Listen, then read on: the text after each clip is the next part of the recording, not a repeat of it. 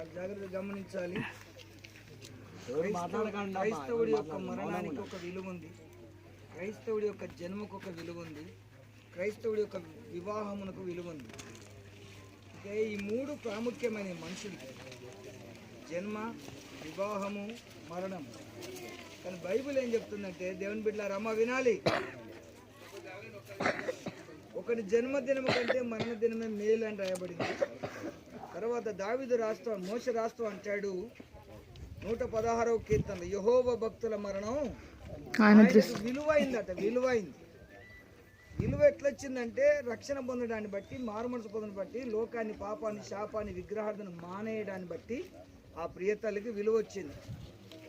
మరి గమనించండి, నికోదేము దగ్గరికి దేవుడు వచ్చి అంటాడు, బాబు నువ్వు నీటి మూలముగా ఆత్మ మూలముగా జన్మిస్తే నీకు మేలు జరుగుతుంది, నిత్యత్వంలో పరలోకంలో నాతో కూడా ఉంటావని యేసు ప్రభు తనతో స్వయాన చెప్పాడు. ఆయన అసలే అప్పటికి చక్కని ధర్మశాస్త్ర ఉపదేశకుడు. ఆ ఉపదేశకునికే పరమ తండ్రి వచ్చి ఉపదేశం చేస్తున్నాడు. ఏమని? నీటి మూలముగా ఆత్మ మూలముగా జన్మించాలి మానవుడు.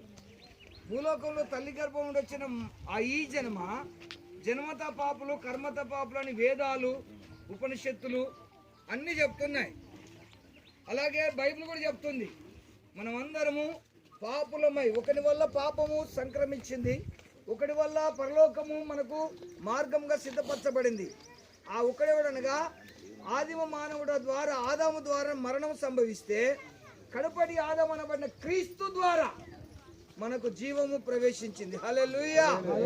అందుకనే క్రైస్తవుడి యొక్క మరణము ఒక సుదీర్ఘమైన నిద్ర. ఆ నిద్రలో ప్రియ తల్లి ఉంది.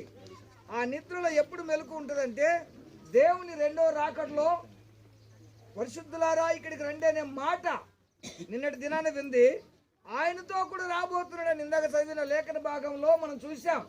తెస్సలోనికీయులకు రాసిన పత్రికలో పౌలు రాస్తా అంటాడు సంఘానికి, ఇదిగో నిద్రించిన వారి గురించి మీకు తెలపటము మాకు ఇష్టమే, మీకు తెలపకపోతే మాకు ఇబ్బంది అవుతుందని ఆయన చెప్తూ, మీకు తెలియకుండా మాకు ఇష్టం లేదంటాడు. ఇష్టం లేనిది ఒకటి, మానవుని యొక్క మరణం యొక్క విలువ, మరణం యొక్క మర్మం, మరణం యొక్క ఆ యొక్క పునరుత్థానమును గురించి మానవులుగా ఈ లోకంలో పౌలు పరిశుద్ధుడిగా ఉండి తన సంఘం కొరకు తెలియపరిచాడు. అంచేత మానవుని యొక్క జన్మ ఎంత గొప్పదో, మానవుని యొక్క వివాహం ఎంత గొప్పదో, మానవుని యొక్క మరణం కూడా అంత గొప్పదే. చాలా గమనించండి. జన్మించినప్పుడు డబ్బు ఖర్చు పెడతాం, వివాహం అప్పుడు డబ్బు ఖర్చు పెడతాం, మరణించినప్పుడు కూడా డబ్బు ఖర్చు పెడతాం. కానీ బైబిల్ చెప్తుంది ఏంటంటే తెలుసా, ఇదిగో మీరు ఉచితముగా పొందుతారు కనుక ఉచితముగా ఇవ్వండి.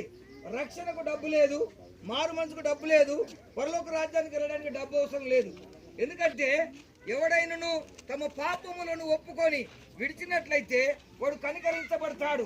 లోకము నుండి, పాపం నుండి, శాపం నుండి, విగ్రహార్థ నుండి, త్రాగు నుండి, అన్యాయం నుండి, అక్రమాల నుండి, మోసాల నుండి మనుషుడు విడుదల పొంది ఆ పరమ తండ్రి అయిన దేవాది దేవుణ్ణి, ఆ జన్మత పాపులమైన మనం, కర్మత పాపులమైన మనము దేవుని వాక్యానుసారంగా, దేవుని సేవకుల యొక్క మాట విని, దేవుని యొక్క సేవకుల యొక్క మాట ప్రకారంగా, దేవుని మాట ప్రకారంగా నడిచి, దేవుని మాట వినాలి, దేవుని మాట ప్రకారంగా నడవాలి, దేవుని మాట ప్రకారంగా మరణిస్తే, ఇదిగో ఇదే రక్షణ దినము, ఇదే అనుకూలమైన సమయం, ఇంత గొప్ప సాక్షి సమూహము మేఘం వలె మనలను ఆవరించినప్పుడు ఎలా మనం తప్పించుకోగలమనే మాట వ్రాయబడింది.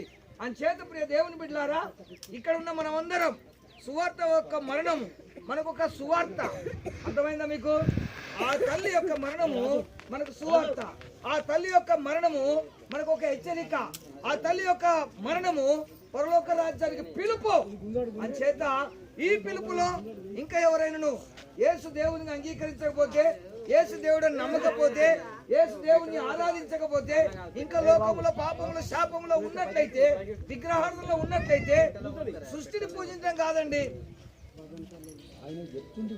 ఆగండి, సృష్టిని పూజించడం కాదు, సృష్టికర్తను పూజించాలి. ఆ ప్రియ తల్లి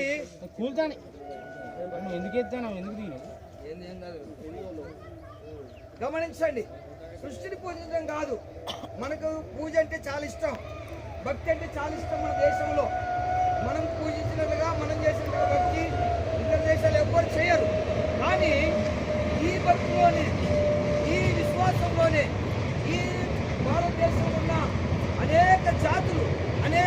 విధానాలు, అనేక పద్ధతులు, అనేక సిద్ధాంతాలు కలిగిన మనమందరం కూడా ఒక దేవాది దేవుడైన సృష్టికర్త యేసు ప్రభు, నేనే మార్గము, నేనే జీవము, నేనే సత్యం అని చెప్పిన దేవుడు, ఆ దేవాది దేవుని ఒకప్పుడు మేము కూడా అందరం విగ్రహార్థం చేసి అనేక విధాలుగా మొక్కి అనేక విధాలుగా తిరిగి తిరణాలు ఎన్నో రకాలు చేసిన వాళ్ళమే.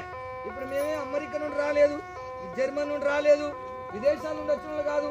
ఇది విదేశీ మతం కాదు, విదేశీ రక్షణ కాదు, విదేశీ మార్మల్స్ కాదు.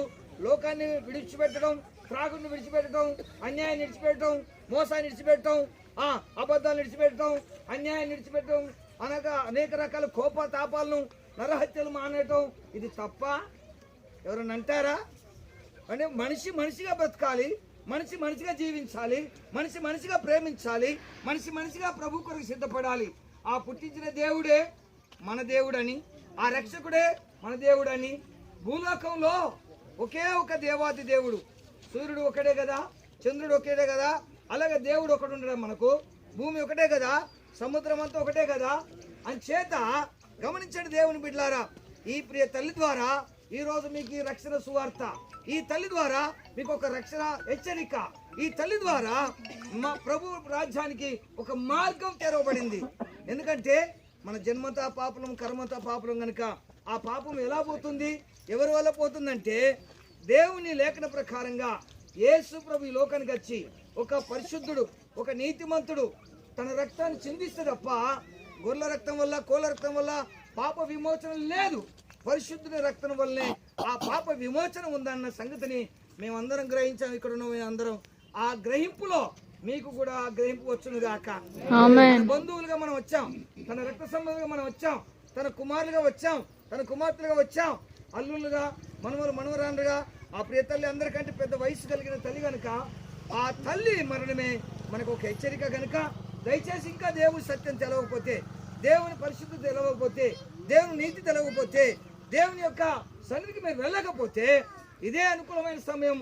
ఈ రోజు ఆ ప్రియ తల్లి మరణం ద్వారా మీకు సువార్త అందించబడుతుంది, ఈ హెచ్చరిక చేయబడుతుంది, ఈ పిలుపు మిమ్మల్ని పిలుస్తుంది.